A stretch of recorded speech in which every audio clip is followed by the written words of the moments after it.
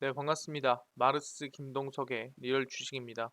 오늘 마르스 김동석의 리얼 주식은 바로 원전 찐 대장주입니다. 이 주식 폭락이 또 오던 말던 사모으세요. 무조건 부자 됩니다. 원전 종목들 중에서도 충분히 큰 상승이 나올 수 있을 만한 진짜 대장주, 시장과 무관하게 충분히 사모아도 되니까 그 종목 어떤 종목인지 꼭 알아가시길 바라겠습니다. 그 이전에 저희 마르스 김동석의 리얼 주식 유튜브가 여러분들의 사랑으로 빠른 성장 나오고 있습니다. 현재 구독자 6만 700명이고요. 이제는 우리가 7만 명을 향해 달려가고 있습니다. 여러분들의 관심으로 사랑으로 6만 명을 달성할 수 있었고요. 6만 명 이벤트 조만간 기다려 주시길 바라겠습니다.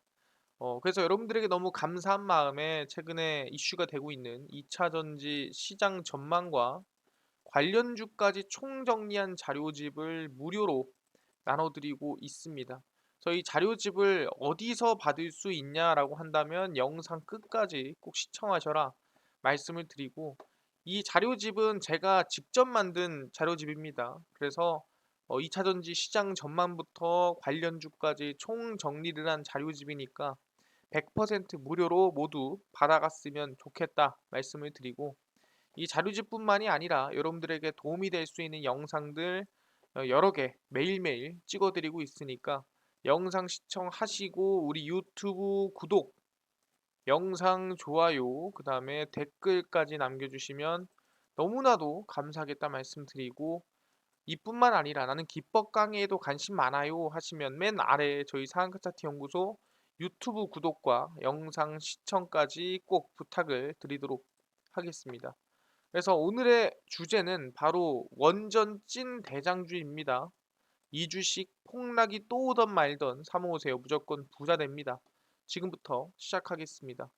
일단 지금 핵심적으로 얘기할 거는 FMC를 하루 앞두고 사실상 그 불확실성이 강한 상태입니다. 그래서 어느 날은 이 증시 자체가 상승하기도 하고요. 어느 날은 증시가 하락하기도 하고, FMC 금리 인상이 0.75%라면은 그다 어느 정도 좀 안정적으로 지나갈 것 같은데, 1%라면은 아마 시장이 흔들리지 않을까라는 걱정들이 있다라는 거죠.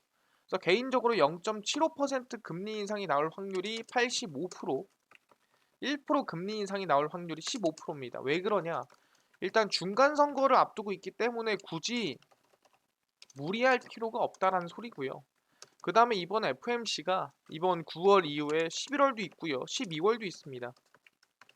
그러니까 굳이 9월에 무리를 해서 11월, 12월 FMC가 없는 것처럼 행동할 필요가 없다라는 거죠.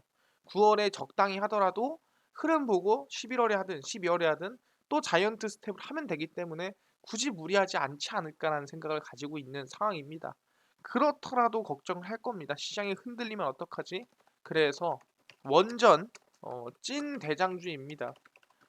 그래서 이 주식은 아까 얘기한 대로 폭락이 또 오던 말던 상관없이 사모으시기 바랍니다. 뭐다? 예, 부자 될 수 있다 말씀드리면서 어떤 종목인지 지금부터 하나하나 알아가시면 좋을 것 같습니다. 우리가 기다리던 이슈가 드디어 나왔습니다. 뭐냐면 원전은 친환경이다. 이젠 대한민국에서 완전히 인증이 된 거예요. 원전은 친환경이니 아니니 싸울 필요가 없는 거예요. 땅땅땅 쳤습니다. 정부 원전 포함한 K 텍소노미 개정안이 공개가 됐습니다. 정부가 원자력 발전을 친환경 경제 활동에 포함하겠다고 공식 발표를 했고요. 환경부는 20일 한국형 녹색 분류 체계에 원전을 포함하는 개정안을 공개하고, 원자력 핵심 기술 연구 개발 실증, 원전 신규 건설, 원전 계속 운전 등 3개로 구성된 원전 경제 활동 부분에 대한 초안을 발표했습니다. 그래서 녹색 분류 체계 개정안을 보면은 SMR, 방사성 폐기물을 최소화하면서 전력을 생산 공급하는 차세대 원전, ATF, 방사성 폐기물 관리 등 원전 핵심 기술 연구 개발 실증과 관련된 제반 활동은 녹색 부분에 포함이 됐습니다. 그래서 원전 신규 건설과 계속 운영에 대해서는 2031년 이후 사고 저항 해결료 ATF 사용과 고준위 방사성 폐기물 안전한 저장과 처분을 위한 문서화된 세부 계획 존재와 그 실행을 담보할 법률 제정 등을 만족하면은 녹색 분류 체계에 포함되는 활동으로 인정한다는 조건을 달았습니다. 이 내용은 거의 유럽이랑 똑같습니다. 우리가 흔히 이번에 왜 대한민국의 원전이 녹색 분류 체계, 흔히 얘기하는 게 바로 텍소노미죠. 예, K 텍소노미에 왜 포함을 해야 되냐라고 한다면 유럽 같은 경우에도 텍소노미에 이 그린 텍소노미에 포함이 됐기 때문에 아니 유럽에서도 친환경이라고 하는데 대한민국도 그래야 되는 거 아니야? 라는 거를 이제 예시로 얘기를 했다라는 거죠. 근데 유럽에서도 마찬가지로 뭐다? 오케이 친환경으로 포함은 하는데 그 대신에 이 방사성 폐기물을 안전하게 저장하고 처분하는 세부 계획이라든가 아니면 법률 제정이 필요합니다라는 거는 똑같이 진행이 됐기 때문에 유럽의 거의 방향을 따라가고 있다라고 생각하시면 될 것 같습니다. 그래서 환경 피해 방지와 안전성 확보를 조건으로 2045년까지 신규 건설 허가 또는 계속 운전 허가를 받은 설비를 대상으로 했습니다. 고준위 방사성 폐기물의 경우 안전한 저장과 처분을 명시한 세부 계획이 존재하며 계획 실행을 담보할 수 있는 법률의 제정을 조건으로 달았습니다. 그래서 아까 얘기한 대로 방사성 폐기물 처분 시설 확보를 조건으로 단 유럽연합의 텍소노미와 똑같다라고 말씀을 드렸습니다. 그래서 제일 중요한 게 뭐냐 한다면은 이 방사성 폐기물이 뭐냐라 물어볼 수 있을 것 같은데 말 그대로 이 원자력 발전소를 돌리다 보면은 거기 안에서는 이 핵연료 실제 안에 연료봉이 쓰다 보면은 결국에는 폐연료봉으로 바뀌게 됩니다. 이제 그것들을 잘 처리를 해야 되는데 그 처리를 하는 이 방사성 폐기물 방패장이 어떻게 보면 좀 부족하다. 그래서 이거를 조금 더 키우고 만들고 좀 더 안전하게 보관할 수 있는 이 법안을 만들겠다라고 약속을 한 거죠. 왜? 국민들의 안전을 위해서. 그래서 환경부는 지난해 11월 30일 69개 경제활동으로 구성된 녹색 분류 체계 지침서 발표 당시 원전을 제외를 했지만 최근에 그린 텍소노미를 발표한 이유가 여기 원전을 포함하면서 국내에도 포함해야 되지 않겠느냐라는 말들이 나왔다라는 거죠. 그래서 녹색 분류 체계에 속하지 않으면 투자 기회를 잡기 어려워지고 반대로 이 분류에 포함되는 산업은 활성화될 수 있기 때문에 포함 여부를 두고 말이 많았습니다. 왜냐면은 녹색 분류 체계에 포함이 되면은 아까 얘기한 대로 투자라든가 아니면은 이 사업에 대해서 사실 돈을 이 대출받거나 하는 방향 또는 기대감이 커진다라는 거예요. 그래서 오히려 방향성도 많고 그 갈 수 있는 길도 많기 때문에 K 텍소노미로 포함이 됐을 때 원전은 성장할 가능성이 더 커진다라는 거죠. 그래서 환경단체는 방사성 폐기물 등 완전한 처리법을 못 찾은 폐기물이 나오는 원전을 포함하는 것은 녹색 분류 체계의 의미를 상실하는 거 아니냐라고 얘기를 했지만 어쨌든 결론적으로는 이미 K 텍소노미에 원전이 포함이 됐다라는 거죠. 알겠습니다. 이 뜻은 뭐냐 한다면은 원전에 돈이 계속 들어갈 것이다. 라고 우리는 반증할 수 있는 상황이라는 거죠. 알겠습니다. 충분히 기대감이 크겠네요. 근데요, 굳이 지금 원전을 돌려야 할 상황인가요? 뭐 사실상 그만큼 전력이 뭐 부족한가요? 라고 물어볼 수도 있습니다.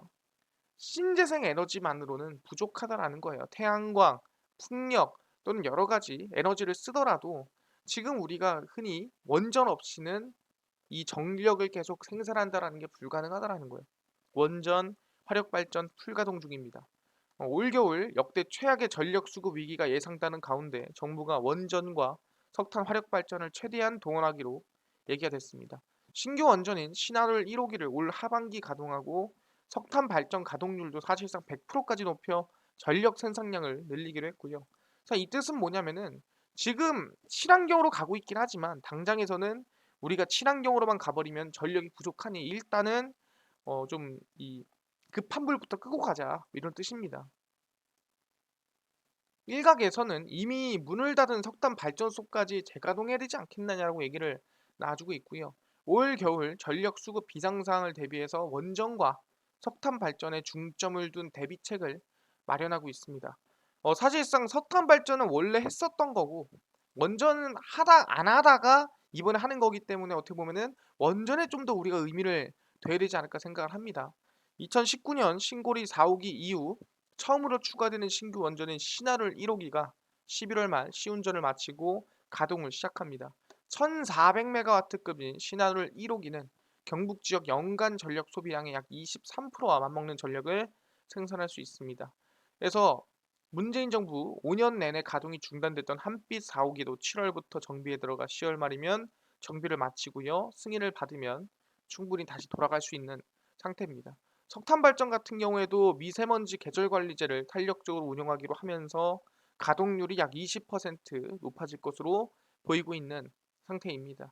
그래서 정부에서 대대적으로 추진한 태양광 발전은 올 겨울 전력 위기를 극복하는 데 별다른 큰 도움은 되지 못하다라는 거죠. 그러다 보니까 방금 얘기한 대로 원전이라든가 석탄 발전이 들어가야 되는 건데 핵심은 뭐라 그랬어요? 원래는 이 석탄 발전을 했었죠, 계속. 근데 원전은 안 하고 있었죠. 근데 안 하던 원전을 다시 돌린다는데 우리는 의미를 둘 필요가 있다라는 거죠. 아, 그렇네요. 지금 전력이 부족한데 사실상 이번 겨울 전력을 위해서는 뭐다? 안 쓰던 원전까지도 재가동해서 전력을 생산해야 된다라는 거죠. 그만큼 원전이 대한민국에서 중요하게 됐다라는 겁니다. 알겠습니다. 대한민국에서도 중요한데 사실상 뭐 대한민국에서만 중요한 거 아닌가요? 라고 물어볼 수 있을 것 같은데 이번에 아시겠지만 미국의 인플레이션 감축법이라는 게 있었습니다. 인플레이션 감축법이라는 게 인플레이션을 좀 해소하기 위한 그런 법안이라고 볼 수 있을 것 같아요. 여러 가지 국내 전기차라든가 좀 악재를 입었었는데 여기에 보다 네, 오히려 원전은 수혜를 입는다라는 거죠. 이게 뭔 소리냐라고 할 수 있어요.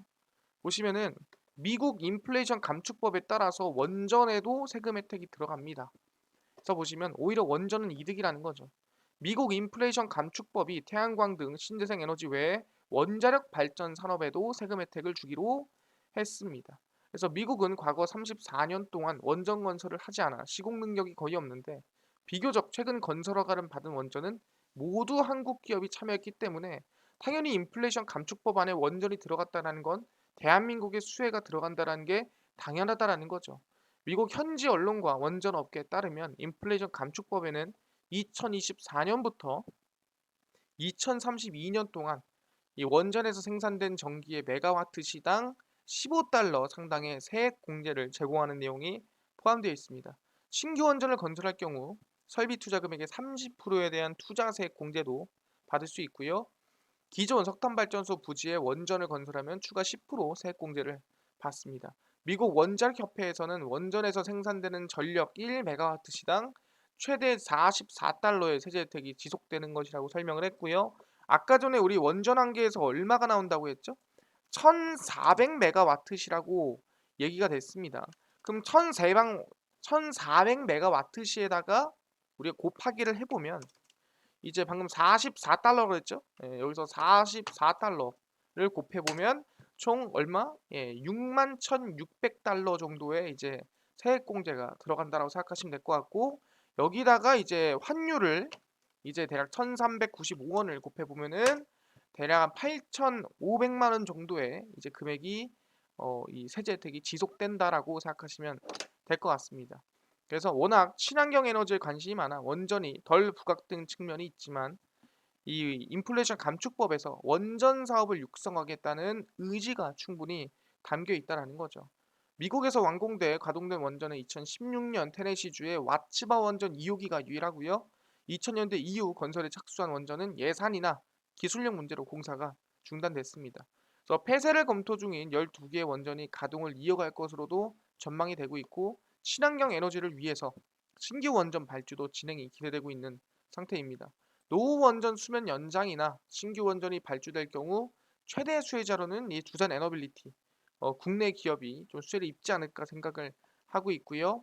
원전 생태계가 사실상 미국에서는 이미 붕괴가 되면서 건설 능력을 상실했습니다. 그래서 어쩔 수 없이 한국에 이 건설 능력을 빌릴 수밖에 없는 상황이라고 얘기를 하고 있는 상태고요. 2000년대 이후 미국이 신규로 건설했던 원전에는 모두 국내 기업이 참여를 했습니다. 그러니까 당연히 대한민국 기업이 이슈를 받는 거 아니냐라고 하는 거고 미국에서 신규 원전 발주가 진행될 경우 미국 기업의 설계, 한국 기업의 시공의 협업이 유력할 것으로 전망이 되고 있습니다. 한미 공조로 추진하는 해외 원전 수출 전략과 같은 모델이고요. 미국이 원전 시공 능력 없는 만큼 한국 기업의 도움이 반드시 필요하다라고 볼 수 있을 것 같습니다. 그뿐만 아니라 우리가 소형 모듈 원전이라고 하는 미국의 SMR 프로젝트도 주목이 되고 있고요. 전기 출력 약 300메가와트 시급 이하의 4세대 원자로입니다. 얘기했지만 SMR은 뭐라 그랬어요? 기존의 원자로보다 한 20분의 1 크기가 작고요. 그리고 안전하고 그리고 물도 필요 없고 그다음에 아무 데나 만들 수 있습니다. 그게 SMR이다. 그래서 소형 모듈 원전이라고 얘기를 했습니다.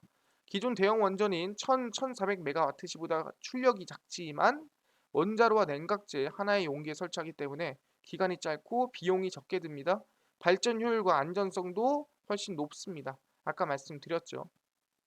그래서 지금 이 SMR이라든가 아니면 지금 이 미국의 원전에는 대한민국 기술력이 무조건 필요한데 실질적으로 보다 인플레이션 감축법에서는 원전에 대한 세제 공제, 이 혜택이 들어간다라는 거죠. 아, 그렇네요. 지금 얘기하는 게 인플레이션 감축법에서는 지금 실제 원전을 추진하고 원전을 밀어주고 있는데 그 원전을 미국에서 밀기 위해서는 뭐다? 대한민국의 기술력이 꼭 필요하고 대한민국의 기술력이 필요하다라는 거 뭐다? 아, 결국에는 미국의 인플레이션 감축법 원전 수혜는 결국 국내 원전 기업의 수혜로 이어진다라고 볼 수가 있다라는 거죠. 아, 그렇네요. 충분히 국내뿐만 아니라 해외에서도 이슈가 많이 되고 있는데 그거 자체가 국내 이슈다, 수혜다 볼 수 있는 건데 미국만 그런가요? 그렇지 않죠. 미국이 그럼 누가 그러겠습니까? 중국도 당연히 관심을 가지고 있다. 중국 원자력 우후죽순으로 늘고 있고요. 올해만 5곳 건설 승인입니다. 5곳이면은 하나당 뭐 6조씩만 해도 거의 30조의 돈이 들어갔다라 보시면 됩니다. 중국이 올 들어 5곳의 원자력 발전소 건설을 승인하면서 원전 르네상스를 맞고 있는 상태입니다. 후쿠시마 원전 사고 후 3년간 원전 건설을 중단했던 중국은 에너지 자립과 탄소 중립 실현을 위해 원전 건설에 박차를 가하고 있습니다. 13일 회의를 열고 광둥성 렌장 1호와 푸젠성 창저우 2호 원전 건설 승인을 이번에 발표를 했고요. 약 15조를 투입해서 약 2기씩 총 4기의 원자로를 건설을 합니다. 그래서 중국 정부는 4월에도 산둥, 저장, 광둥 원정 3곳에 총 6기 원자로 건설을 승인을 했고요. 중국은 2016년부터 2018년 3년간 원전 건설을 단 1기도 허가하지 않았으나 그 이유는 후쿠시마 때문이라는 거죠. 근데 2019년에 3곳, 2020년에 2곳, 지난해 3곳 해서 원전 건설을 계속 승인하고 있고요. 올해만 이미 뭐다? 1년에 2곳, 3곳 하다가 올해만 5곳을 승인을 했다라는 거죠. 그래서 원전 르네상스가 중국에서 펼쳐지고 있다라고 볼 수 있는 상태고요. 어, 지, 지금 중국 내에서는 원자로 53기를 운영하고 있고 23기를 건설 중입니다. 50% 이상 늘어날 전망이라는 거죠. 그래서 2025년까지는 매년 6기에서 8기의 원자로를 건설할 예정이고 원전 설비 용량이 2035년에 약 2억 킬로와트시에 달해 전체 전력 생산에서 차지하는 비율이 약 10%가 될 것이다라고 얘기를 이미 하는 상태입니다. 그래서 보다 중국도 지금 매년 한 많아야 2기에서 3기였는데 올해만 5기 이상 지금 승인이 났다라고 볼 수가 있다라는 거죠. 아, 그렇네요. 지금 올해에만 중국에서 5기 이상의 이제 이 원전 승인이 떨어졌다라는 거고 3년 동안 안 하다가 앞으로 더 많은 원전을 건설하겠다라고 이번에 발표한 상태입니다. 그렇네요. 중국도 열심히 하고 있네요. 아니 근데 대한민국에서는 회사 원전 건설은 안 하더라도 재가동은 하고 있나요? 라고 물어보고 있는데 이번에 계속 재가동을 위한 이 승인 절차를 밟고 있는 상태입니다. 2개 원전 가동 때는 LNG 발전 7곳을 대체할 정도로 에너지량이 많이 나온다라는 거예요. 그렇기 때문에 이 원전안전위원회도 아마 승인에 무게를 두고 있는 상태입니다. 이번 전력업계 관계자들은 올여름을 되돌아보며 천만다행이라고 입을 모읍니다. 7월 초부터 이른 더위가 시작돼 월 평균 최대 전력이 역대 최고치인 82,007메가와트까지 치솟는 등 2011년 9월 대정전의 그림자가 드리웠지만 위기를 잘 넘겼습니다. 근데 중요한 건 이번 겨울이다라는 거죠. 아까 전에 석탄까지도 열심히 쓰고 있다라고 얘기를 했죠. 이번에 유럽행 가스관 노르트 스트림 1의 운영을 무기한 중단하고 에너지에 대한 무기화 얘기가 나와주면서 세상 리스크가 커지고 있다는 거죠. 우리의 최대 가스 수입국인 호주도 수출 제한을 검토하고 있는 게 자기 쓸 것도 없다라는 거예요. 호주 불공정거래 규제 당국인 호주 경쟁소비자위원회는 자국 동부 해안 지역에 내년도 가스 공급량이 부족할 거 아니냐. 그러니까 우리도 쓸 게 없기 때문에 수출 제한 조치가 들어갈 수도 있다라고 얘기를 했다라는 거고. 유럽과 아시아 태평양 국가 간 LNG 물량 확보 경쟁은 더 치열해질 것으로 보이고 있는 상태입니다. 그렇기 때문에 중동, 러시아 등 가스 생산지와 가깝고 가스관마저 연결된 유럽 가격이 지금 멀리 배로 운송해야 하는 동아시아 가격보다 비싼 건 매우 이례적이다. 그렇기 때문에 정부가 이번 11월까지 신한울 1호기와 한빛 4호기의 정상 가동을 추진해서 이 전력을 어떻게든 간에 회복을 시켜야 된다라는 거예요. 만약에 안 된다라고 한다면은 정말 지금 이 블랙아웃, 셧다운이 일어날 수도 있지 않을까 생각을 하고 있는 상태고요. 2.4기가와트시 규모의 두 원전이 돌아가면 LNG 발전소 6개에서 7개 분량을 대체할 수 있다라는 거죠.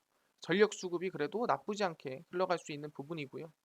그래서 두 원전 가동은 올해 30조 원의 적자가 예상되는 한국전력에도 희소식이고 LNG 대신에 좀 더 싸게 원전을 쓸 수 있다라고 볼 수 있을 것 같습니다. 그래서 가동을 위한 마지막 변수는 원자력 안전위원회입니다. 두 원전의 가동 여부를 원안위가 최종 결정하는데 문재인 정부 과거 이 탈원전 정책을 앞서서 수행한 바가 있기 때문에 과연 이게 통과가 될까라는 이 어떤 기대감, 걱정이 좀 되고 있는 상태인데 아마 충분히 이번에 기대감을 좀 가질 수 있지 않을까 생각을 하고 있습니다. 그래서 국내에서도 전력이 부족하니 기존의 원전 재가동을 계속해서 도전하고 준비하고 있다라는 거죠. 아, 그렇네요. 지금 대한민국에서도 보다 원전에 대한 재가동을 준비하고 있다. 원전에 대한 기대감이 계속 커지고 있는 상태라는 거죠. 알겠습니다. 그럼 국내도 중요하고 해외에서도 중요한데 그럼 수출한다는 거는 뭐 어떻게 되고 있나요? 라고 또 물어볼 수 있습니다. 왜냐면은 수출한다고 해놓고 아직 말이 없잖아요. 그래서 아시겠지만 아까 미국 얘기할 때 잠깐 나온 게 있습니다. 뭐다? 바로 연합이죠. 저 폴란드 원전 수주전 한미 연합 가능성 높다라고 나와주고 있어요. 왜 그러냐? 아까도 말씀드렸지만 미국은 이 설계는 가능하지만 이걸 이제 시공할 능력이 없어요. 그래서 미국이 설계하고 한국이 시공하는 그런 이 연합을 아마 진행하지 않을까라는 기대감이 나와주고 있다라는 거죠. 그래서 쭉 보시면 한국 수력 원자력과 미국 웨스팅하우스가 동시에 폴란드 원전을 따낼 수 있다는 전망이 제기되고 있습니다. 미국이 폴란드, 한국과 돈독한 관계를 맺고 있으며 한수원의 원전 기술력이 입증되면서 폴란드, 한국, 미국 간 산자 협력이 유력하다는 얘기가 나와주고 있는 상태입니다. 미국과 프랑스가 원전 수주를 위해 경쟁하고 있고 미국이 수주한다면 3국의 협력 가능성도 충분히 있고 한국한테도 긍정적이지 않느냐 얘기를 하는 거죠. 그래서 한국 기업이 원전 부품과 해결료를 공급하는 하청업체로 폴란드 원전 사업에 참여할 수 있다라고 보고 있고요. 미국의 AP1000 원자로는 한국 기술과 호환이 되고 미국은 한국과 한국의 가장 중요한 동맹국이므로 3자 협력을 논리적으로 기대해 볼 수 있다라고 얘기를 하고 있습니다. 웨스팅하우스는 6월 한국을 방문해 한국전력, 한국수력원자력 등 국내 전력 공기업과 비공개 면담을 갖고 해외 원전 수출의 협력키로 얘기를 해놓은 상태고요. 이미 폴란드와 체코에 이 입찰 출사표를 내놓은 상태입니다. 사실상 백초아스카 박사뿐만 아니라 한국의 원전 기술은 모든 나라가 높게 평가하고 있습니다. 특히 아랍에미리트 이 바라카 원전에 대해서는 모든 나라들이 상당히 박수를 치고 긍정적으로 보고 있다라고 말씀드릴 수 있을 것 같고요. 그래서 한국은 장기적인 협력 관계 구축을 원한다. 원자로 탱크 등만 파는 게 아니라 기술을 이전하고 인력을 제공한다라고 얘기를 해놓은 상태입니다. 그래서 아마 이제는 미국이 시공하는 게 아니라 설계하고 한국이 시공하는 그런 연합까지도 기대감이 나와주고 있다. 그게 아마 해외 수출로 이어지지 않을까라고 생각을 하고 있는 상태입니다. 그렇네요. 충분히보다 이제는 시공 연합이다. 설계를 미국이 하고 시공을 한국이 하는 연합으로 수출을 노려보고 있다라고 보시면 될 것 같고요. 알겠습니다. 아니 근데요. 오케이. 수출까지 확인했습니다. 국내에서 원전이 늘어나려면 아시겠지만 방패장, 아시겠죠? 고준위 방패장이 늘어나고 거기에 대한 좀 특별법도 생겨야 되는 거 아닙니까? 근데 그거 언제 생기는 거야? 라고 얘기할 수도 있어요. 왜냐면 이건 문제긴 하니까. 그래서 원전 확대 속 지금 이 핵 폐기물을 처리할 수 있을 만한 이 방패장에 포화가 다가오고 있습니다. 그래서 고준위 폐기물을 처분할 수 있는 특별법에 가속이 지금 붙고 있는 상태고요. 윤석열 정부가 원전 정책 드라이브를 거는 가운데 고준위 방사성 폐기물이 변수로 주목받고 있는 상태입니다. 원전 가동이 늘어나는 만큼이나 고준위 폐기물의 포화 시점이 다가오고 있는 상태고요. 원전 가동 시엔 사용 후 해결료 등 방사성이 가능한 상당히 강한 고준위 폐기물이 필연적으로 나옵니다.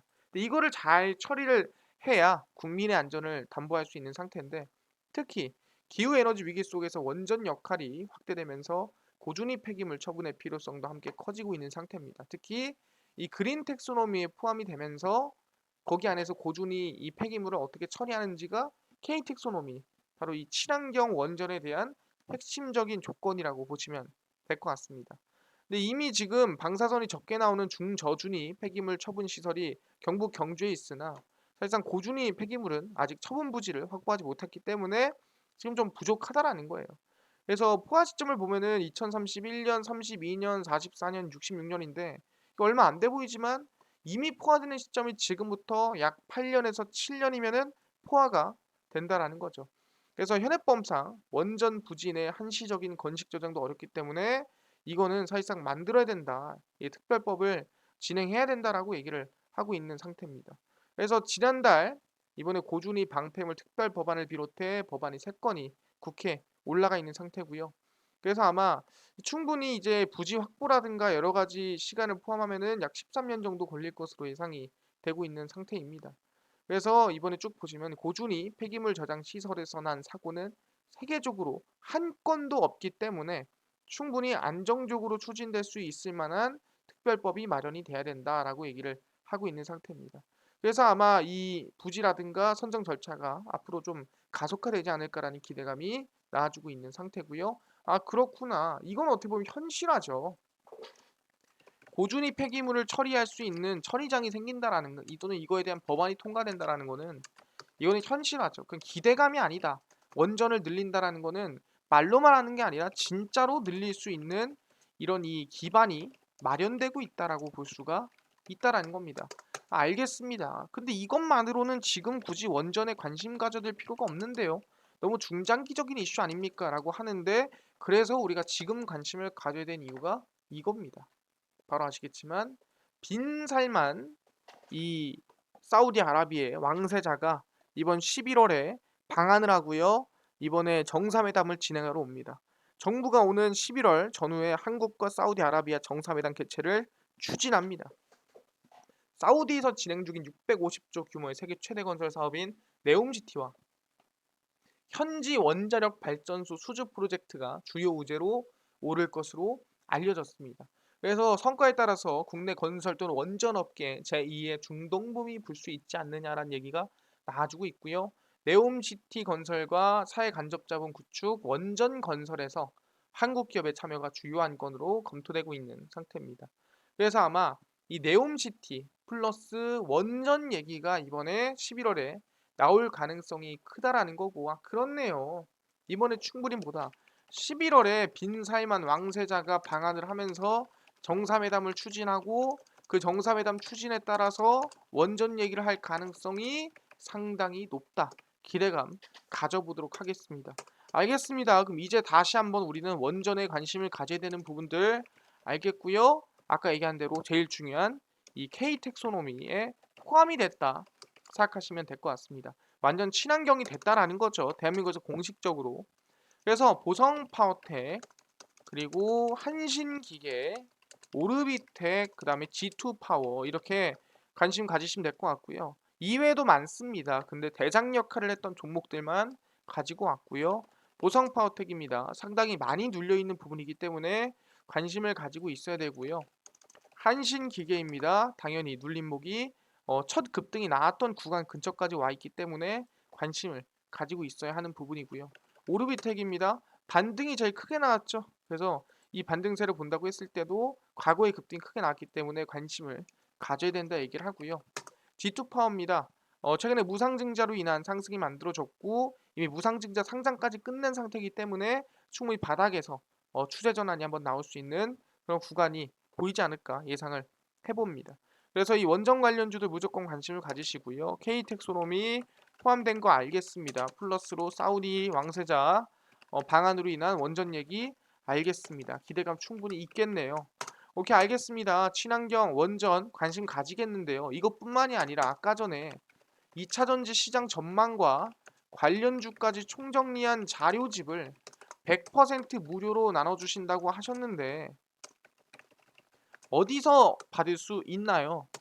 또는 나는 당일 급등이 예상되는 단타 종목을 매일 무료로 좀 나눠주시고 장 시작 전에 급등이 예상되는 뉴스라든가 시황을 무료로 좀 정리해 주시고 테마주라든가 매매법이라든가 이 강의라든가 무료로 좀 나눠주실 수 있나요? 하시는 분들이 있어서 김동석 대표가 100% 무료로 나눠드리고 있습니다. 바로 김동석의 리얼 주식 연구소라는 100% 무료 어플이고요. 이 어플은 어디서 다운받을 수 있냐? 내가 아이폰을 쓴다 그러면 앱스토어에서 무료로 설치 가능하고요. 갤럭시를 씁니다 하시면 구글 플레이나 플레이 스토어에서 무료로 설치가 가능합니다. 앱스토어, 구글 플레이, 플레이 스토어에 꼭 접속을 하시고요. 100% 무료입니다. 스마트폰 내에서 김동석의 리얼 주식 연구소라고 검색을 하시고요. 이렇게 김동석의 리얼 주식 연구소 어플이 화면에 뜨게 됩니다. 100% 무료로 어플 설치가 가능하고요. 여기 들어가면은 전화번호라든가 아니면은 개인정보라든가 꼭 적어야 되는 거 아닌가요? 하시는 분들이 다 필요 없습니다.